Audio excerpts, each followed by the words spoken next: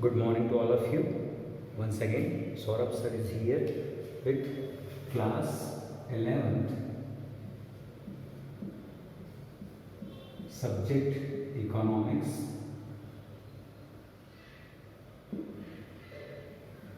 chapter 2nd. We have started Indian economy.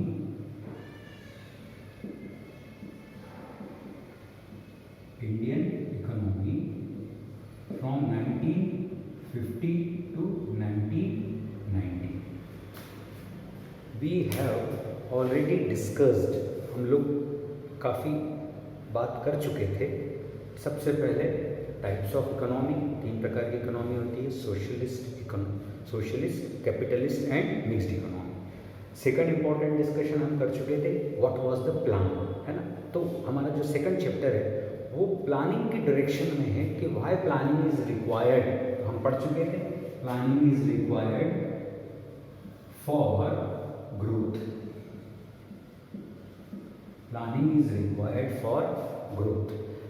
Now to understand the growth, अगर हमको growth पढ़ना है तो सबसे पहले हमको जीडीपी पढ़ना पड़ेगा. What is GDP? Now it is, अभी डिस्कशन चल रहा है, आज कल परसों आप देखेंगे कि नरेंद्र मोदी के कार्यकाल में जीडीपी गिर गई. Obviously due to the corona, due to the world wide lockdown, due to the instability. क्या है जीडीपी हम पढ़ चुके, हम इसको थोड़ा सा और एलोबरेट करेंगे. The important part in GDP to understand, आप 10th में पढ़ चुके हैं इसे, gross domestic products, GDP, gross domestic products. If a country, यदि कोई देश, if a country earns 25 rupees from agriculture और प्राइमरी सेक्टर,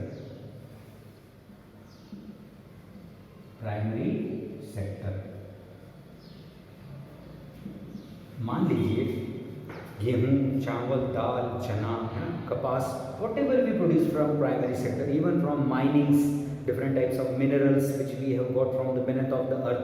हमने जो भी चीज़ें प्राप्त करी, जो भी निकाली है, वो प्राइमरी सेक्टर से मान लो 25 रुपीज़ की है. ओके, उसको अगर हम कन्वर्ट करते हैं प्रोडक्ट को मनी में तो 25 rupees. I am talking about only domestic. Domestic का मतलब होता है घरेलू. मतलब हम, ध्यान देना, अगर आपने ये वर्ड सुना होगा घरेलू, कि डोमेस्टिक क्रिकेट में ऋषभ पंत बहुत अच्छा खेले बट इंटरनेशनल क्रिकेट में उतना अच्छा नहीं खेलते हैं. मतलब घरेलू क्रिकेट, मतलब देश के अंदर ही जो क्रिकेट होता है, जैसे राजस्थान वर्सेस मध्य प्रदेश वर्सेस बिहार, है, या रणजी ट्रॉफी, जो इंटर स्टेट जो मैचेस होते हैं, है ना, या इंटर टीम जो मैचेस होते हैं, वो जो होंगे वो सब डोमेस्टिक कहलाते हैं. और इंटरनेशनल जब आप किसी दूसरी कंट्री से खेलते हैं, तो मैं बात कर रहा हूँ घरेलू प्रोडक्ट. हम कोई इसमें न तो हम इनकम लेंगे बाहर की, राइट, ना एक्सपोर्ट लेंगे ना इम्पोर्ट लेंगे, हम सिर्फ घरेलू बात कर रहे हैं. तो जितना हमारा इंडिया के अंदर जो प्रोड्यूस हुआ पूरे देश में, मान लीजिए एक साल, a particular tenure is there, time period is 1 year. Time period is 1 year. Okay, in 1 year we have earned 25 rupees from primary sector. मतलब या तो आप मतलब 25 रुपये के प्रोडक्ट हुए, या इक्विवेलेंट टू प्रोडक्ट, या तो प्रोडक्ट को कन्वर्ट करो मनी में. चलिए, देन सेकेंडरी सेक्टर में आपका 15 रुपीज़ का प्रोडक्ट हुआ. सेकेंडरी सेक्टर क्या है? आपने कहा sir all the manufacturing sectors are secondary sector, जिसके अंदर raw material converted into finished products. थोड़ा ध्यान दीजिए आप. नाउ यू आर इकोनॉमिस्ट, अब आप सब इकोनॉमिस्ट हो चुके हैं क्योंकि आप इकोनॉमिक्स सब्जेक्ट लिया है, तो आपको मालूम होना चाहिए रॉ मटेरियल यानी कच्चा माल, raw material converted into raw material converted into finished product. Finished product जैसे जिसको आप फिनिश करके मार्केट में सीधा बेचना चाहते हैं, जैसे आपने बिस्किट का पैकेट बना दिया, मार्केट में बेच रहे हैं। एडिबल ऑयल का केन बनाया, मार्केट में बेच रहे हैं। तो मैन्युफैक्चरिंग सेक्टर से जो भी रॉ मटेरियल आपने प्राइमरी सेक्टर से लिया था उसको आपने जोड़ लिया फिनिश प्रोडक्ट में, है ना। कोई भी एक बार जोड़ सकते हो आप उस प्रोडक्ट। तो मान लीजिए मैन्युफैक्चरिंग इंडस्ट्रीज से हमको 15 रुपीज़ की इनकम। Third is service sector, that is also known as tertiary sector, है ना। Tertiary sector earn 50 rupees. Tertiary sector में हमको 50 रुपये मिले। टर्शरी सेक्टर में हमने क्या करा, tertiary sector does not produce product. ध्यान देना, टर्शरी सेक्टर कभी भी प्रोडक्ट पैदा नहीं करता है, वो हमेशा सर्विसेज पैदा करता है। जैसे डॉक्टर सर्विस देता है, I am a teacher, I am giving you service. Communication, transport, banking, medical, ये सारी चीज़ें सर्विस सेक्टर में आती हैं। सो हम देखेंगे सर्विस सेक्टर, मान लीजिए 50 रुपये हुआ। So total 100 rupees. So GDP, what is the percentage of primary sector in GDP? Now my question is there, what will be the percentage of GDP? What will be the percentage of primary sector in GDP? GDP के primary sector का प्रतिशत कितना है? तो आप बोलेंगे sir total GDP कितनी है? 100। इसमें 25%। तो आप कहा sir primary sector earns 25%। Okay, primary sector 25%। Out of 100 what will be the percentage of secondary sector in GDP? You will say sir 15%. Third, what will be the percentage of tertiary sector in GDP? You will say sir 50%. So you will surprise that during 1950-51 में जो हमारा percentage था service sector का वो बहुत कम था, but in 1990 में ये परसेंटेज 40.59% है। 40.59%, यानी लगभग इन दो का मिला के 50 to 60%, अकेले का मिला के 40 to 50%। इट शोज दैट, ये बताता है कि किसी भी देश में यदि टर्शरी सेक्टर इम्प्रूव है या इम्प्रूव हो रहा है, इट मीन्स दैट उस देश में एजुकेशन सिस्टम इम्प्रूव हो रहा है, कम्युनिकेशन सिस्टम इम्प्रूव हो रहा है, मार्केटिंग सिस्टम इम्प्रूव हो रहा है, बैंकिंग सिस्टम इम्प्रूव हो रहा है, इकोनॉमिकली ग्रोथ हो रही है, कॉरपोरेट सेक्टर, सारे infrastructure, all types of transportation. So indicate कर रहा है जो जिसका परसेंट लो होगा, देयर वर लो परसेंटेज और reduce percentage, which means we have to work more hard in that sector. अब आप बीइंग इकोनॉमिस्ट, थोड़ी देर के लिए आप अपने आप को इकोनॉमिस्ट मानिए, because you are a very good student. इनमें से कौन सा सेक्टर सबसे ज़्यादा अर्न कर रहा है? तो आपने कहा सर सर्विस सेक्टर। कौन सा सेक्टर कम परसेंटेज है? आपने बोला सर सेकेंडरी। तो आज की तारीख में सपोज आज की स्थिति, तो आज की तारीख में हमें इसको उठाना है, बट इन दो को मेंटेन नहीं रखना है, ध्यान रखना है, written, they should be written, कि ये 25 से 26% हो जाए, 26.5% हो जाए, 25 ही रहे लेकिन 25 से कम ना हो, लेकिन ये परसेंटेज बढ़े। समवेयर एल्स अगर हम इस तरीके से काम करते हैं तो कुछ परसेंट प्राइमरी सेक्टर में हमको लगता है कि कुछ परसेंटेज हम बढ़ा सकते हैं, राइट। यहाँ से परसेंटेज अगर 48 भी होता है, यहाँ चला जाता है तो भी कोई दिक्कत नहीं। It means that planning showed a typical growth of country. एक प्लानिंग जो होती है वो किसी कंट्री की एक ग्रोथ बताती है, उसमें सबसे इम्पॉर्टेंट होता है tertiary sector, service sector. So today I will talk about service sector. Service sector does not produce any product. Service sector does not produce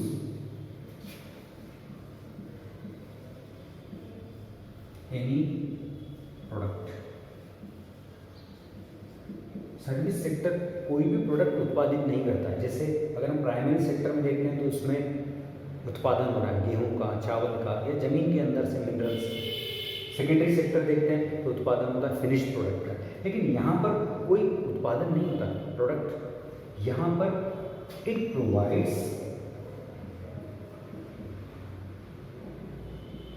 service. It provides service. Which type of services? Very simple, अभी हम discussion कर चुके हैं, हम पढ़ चुके हैं।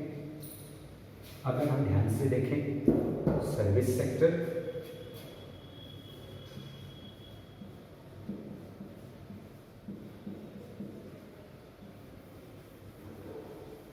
पहला इट प्रोवाइड्स, सबसे most important is training and communication, जिसको आप कहते हैं education and training. Education and training. अगर आपका टर्शियरी सेक्टर, ध्यान देना, अगर आपका टर्शियरी सेक्टर अच्छी एजुकेशन प्रोवाइड करता है, a good education would be provided by service sector. Healthy training, skilled training must be provided by the service sector. इसका फायदा would be benefited to primary and secondary. ध्यान देना, service sector में अच्छी education और अच्छी ट्रेनिंग, यानी अच्छे इंजीनियर्स यदि होंगे, वो लोग अच्छे इक्विपमेंट्स बनाएंगे, वो नई नई प्रकार की मशीनें बनाएंगे जो प्राइमरी सेक्टर में काम करेगी या सेकेंडरी सेक्टर में काम करेगी, तीनों सेक्टर्स को फायदा होगा, राइट। अगर हम देखते हैं ट्रेनिंग इतनी अच्छी है, एग्रीकल्चर में एग्रो इंजीनियर्स बन रहे हैं जो ऐसे सीड्स प्रोड्यूस कर रहे हैं कम पानी में भी पैदा हो जाएं या ज़्यादा पानी में भी पैदा हो जाए या कम बीज में ज़्यादा प्रोडक्शन, है ना, some type of innovations, discovery and some type of training and education, यदि ये अच्छा है तो प्राइमरी और सेकेंडरी अच्छा होगा। इसका एक एग्जांपल आपने देखा होगा, you can ask with your parents, आप आपके पेरेंट्स से पूछिएगा। आज से लगभग 25-30 ईयर्स बैक, आज से 25 से 30 साल पहले 2 या 3 प्रकार की कार आती थी। एक एम्बेसडर आती थी, एक फिएट आती थी और एक मारुति। इनका एवरेज था 8 या 9 किलोमीटर पर लीटर डीजल का। 1 लीटर डीजल में कोई 5 देती थी, कोई 8 देती थी, इससे ज़्यादा नहीं। But training, human research development, research and development, different types of education improved the quality of cars. आज कार आ गई है कि 1 लीटर में 19, 20, 21, 22, 25 किलोमीटर आप चल सकते हैं। How secondary benefited? Because of tertiary. So education, training is must. जितने IITians निकलेंगे, जितने इकोनॉमिस्ट निकलेंगे, जितने अच्छे एजुकेटेड डॉक्टर्स निकलेंगे, प्रोफेसर्स, इंजीनियर्स, ये सब प्राइमरी और सेकेंडरी में ही भला करेंगे। Second important sector which provides banking, सबसे इम्पॉर्टेंट चीज़ है हमारी बैंकिंग, जो फाइनेंस में आती है। बैंक के अंदर आप देखते हैं RBI सभी बैंकों को अपने अंडर में रखती है। RBI is a supreme bank, apex bank. तो बैंकिंग का ऐसा सिस्टम होता है कि मार्केट में किस फील्ड में पैसे की कमी है, किस फील्ड में पैसा ज़्यादा है, कि पैसे को कैसे रोटेट करना, परसेंटेज, FD में परसेंटेज या बैंक में परसेंटेज, इंटरेस्ट रेट कब बढ़ाना, कब कम करना। मार्केट में यदि पैसे की कमी है तो बैंक रेट कम हो जाती है, तो लोग अपना बैंक से पैसा निकाल के मार्केट में लगा देते हैं। मार्केट में पैसा ज़्यादा है तो बैंक रेट बढ़ जाता है, लोग मार्केट से पैसा निकाल के बैंक में। सो समवेयर एल्स बैंकिंग जो है वो प्राइमरी और सेकेंडरी सेक्टर के बीच में मनी फ्लो, इंपॉर्टेंट वर्ड आएगा, flow of money, money flow of money maintain, सबसे इंपॉर्टेंट ये मेंटेन करके रखते। उसके बाद आता है transport, that is also taken care bye service sector. आप देख रहे हैं सभी प्रकार के ट्रांसपोर्ट हैं, चाहे एयर ट्रांसपोर्ट हो, वाटर ट्रांसपोर्ट हो, लैंड ट्रांसपोर्ट हो। इंफ्रास्ट्रक्चर जो रोड्स हैं वो मेंटेन करना, ऑल द इंफ्रास्ट्रक्चर, बिजली, सड़क, पानी,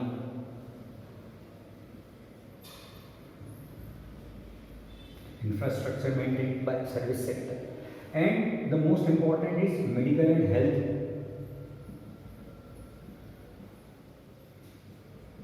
That is also take care by service sector.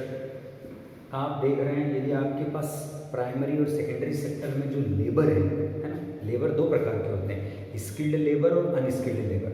Manager जो होता है ना किसी कंपनी का, वो भी लेबर ही कहलाता है, पर वो स्किल्ड लेबर कहलाता है। वो सर पे सामान नहीं उठाता है लेकिन काम तो करता है, वो भी लेबर है। और जो सर पे सामान उठाता है, जो जबरदस्ती, वो अनस्किल्ड लेबर है। But both are labours. तो जितने लेबर्स हेल्दी होंगे तो ही प्राइमरी और सेकेंडरी ठीक होगा। तो कहीं ना कहीं tertiary sector, service sector provides very important part of training to education, banking, infrastructure, transport, medical, market. Who provides market? Market कौन प्रोवाइड करता है? Market provided by service sector. चाहे इंटरनेशनल मार्केट हो, चाहे नेशनल मार्केट हो, चाहे inter state market हो, चाहे लोकल मार्केट हो, always service sector provides the market. So these are the important phenomena of service sector, and I have already told you, मैं आपको बोल चुका हूँ कि luckily we have touched 40.59% of GDP। अब आपको समझ में आने लग गया होगा कि GDP में टर्शरी सेक्टर या सर्विस सेक्टर का शेयर कितना है, 40.59। ये आपकी बुक में 90 तक, अभी अगर आप देखें तो और बढ़ गया है। So which shows that service sector is most important sector in all three। ऐसा नहीं है दो कम है, but it goes hand in hand। ये कहीं ना कहीं प्राइमरी और सेकेंडरी को डायरेक्ट या इनडायरेक्ट सपोर्ट करता है। Now in India the most important is structural component or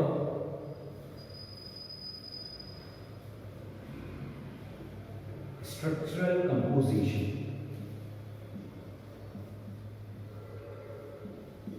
कितने लोग किस सेक्टर में काम करते हैं? How many percent of people, right? Percentage of people, how much percent of people are working, how much and what percent of people are working in primary, secondary and tertiary. What percent of people, या जिसको कहते हैं what percent of employed people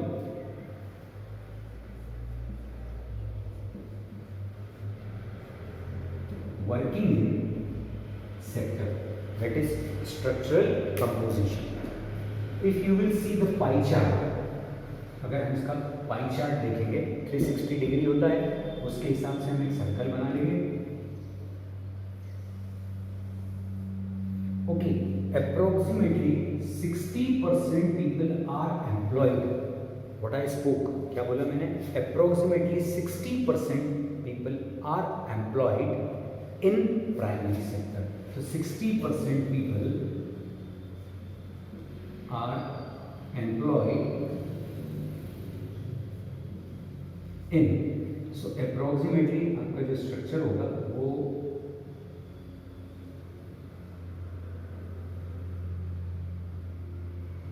इसको थोड़ा सा,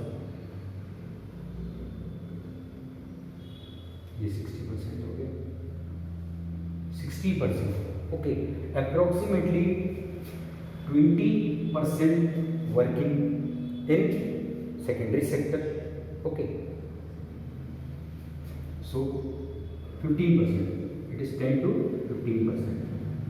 सो 15% working.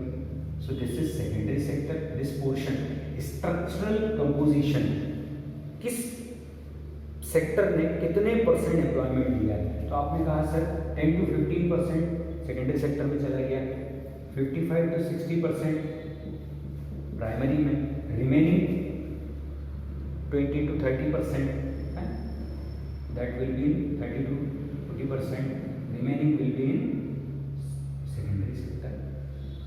ये occupational structure आपके सामने होगा, when it would be in front of you. आपको मालूम पड़ जाएगा कि ऑक्यूपेशनल स्ट्रक्चर में किस जगह एम्प्लॉयमेंट कम है और किस जगह एम्प्लॉयमेंट ज़्यादा है। अब हम बात करते हैं 55 to 60%। क्या आपको लगता है कि 50 से 60% लोग डायरेक्टली और indirectly engage in primary sector? No. They are not engage, वो एंगेज नहीं है। एक्चुअली वो आप पढ़ चुके हैं ना, डिस्गाइज अनएम्प्लॉयमेंट है, उनके पास कोई काम नहीं है इसलिए खेत जा रहे हैं। अदरवाइज अगर वो खेत नहीं जाते हैं, उनको कहीं और काम मिलता है, तो भी खेत में प्रोडक्शन हैम्पर्ड नहीं होता है। उनके जाने के बाद, उनके हटने के बाद भी कोई चेंजेस नहीं आता है। सो इट शोज दैट, ये सबसे इंपॉर्टेंट है, इट शोज दैट कि how we have work under the structural composition. अगर हम स्ट्रक्चरल कंपोजिशन को देखते हैं तो आप किसी कंट्री का डेवलपमेंट, डेवलपिंग, अंडर डेवलपिंग तीनों बता सकते हैं। जिस कंट्रीज में टर्शरी और सेकेंडरी में ज़्यादा होंगे, प्राइमरी में कम होंगे, मतलब वो देश डेवलप्ड होगा, क्योंकि वहाँ प्राइमरी में उतने ही लोग काम कर रहे हैं एक्चुअल जितनी ज़रूरत है। जिस कंट्रीज़ में सेकेंडरी और टर्शरी में ज़्यादा होंगे, मतलब वहाँ इंडस्ट्रियल डेवलपमेंट बहुत अच्छा है, लोगों के पास काम बहुत है, बेरोजगारी कम है। Somewhere else they are good in industrial sector and tertiary sector. Then but जिस देश में प्राइमरी सेक्टर में ज़्यादा होंगे, if there are more people in primary sector, it shows that कहीं ना कहीं आपको ये लगेगा कि यहाँ पर लोग सेकेंडरी और टर्शरी में काम नहीं है, इसलिए they are moving in primary sector. So this is structural composition. After structural composition, the most important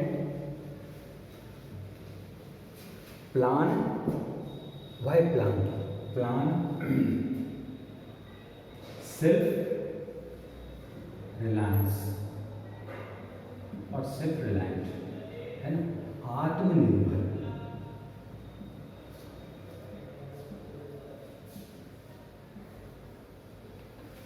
सबसे इंपॉर्टेंट चीज है आत्मनिर्भर।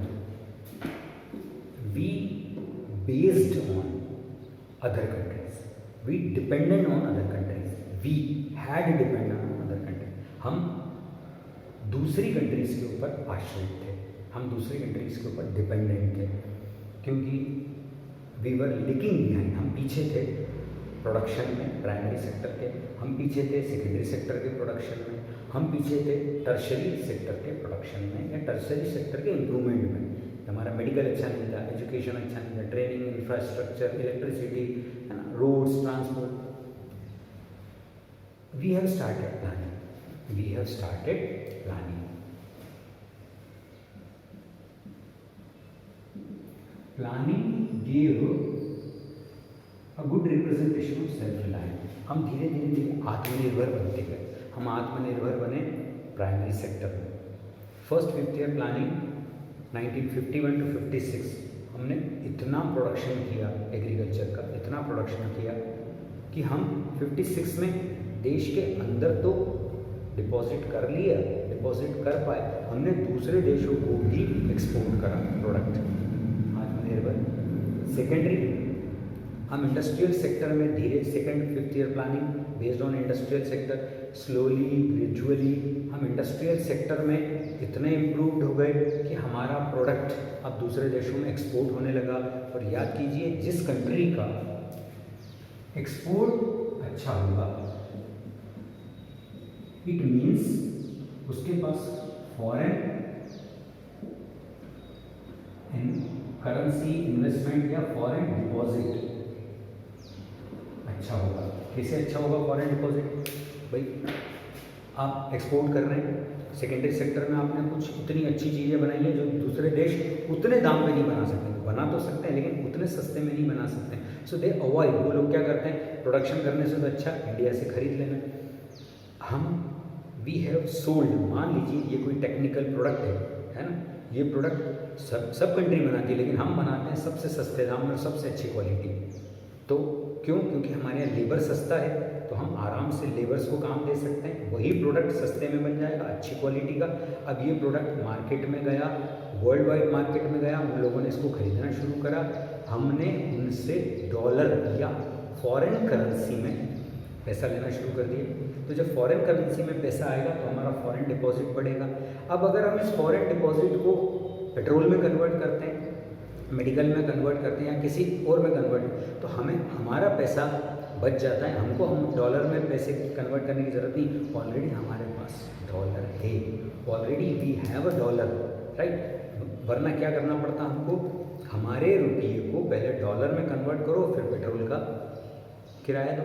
आप पेट्रोल लेते हैं ना, we are purchasing petroleum products.